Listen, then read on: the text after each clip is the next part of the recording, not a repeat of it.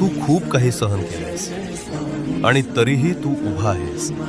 हेच तुझं खरं सामर्थ्य आहे. जे तुटलं ते तुला कमकुवत नाही तर शहाणं बनवतं. जे झालं नाही त्यासाठी स्वतःला दोष देऊ नकोस, कारण योग्य वेळ नेहमी योग्य उत्तर घेऊन येते.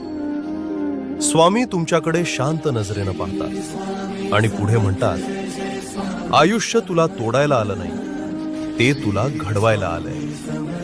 त्या एका क्षणात मन हलकं होतं, श्वास शांत होतो आणि आत कुठेतरी नवी उमेद जागी होते. स्वामी उठतात, दाराकडे जातात आणि जाताना फक्त एकच वाक्य म्हणतात, स्वतःवरचा विश्वास कधीही सोडू नकोस. दार बंद होतं, पण मनातली शांतता आता उघडली. आणि जर आजही तुम्ही उभे आहात तर हे समजा, तुमची कथा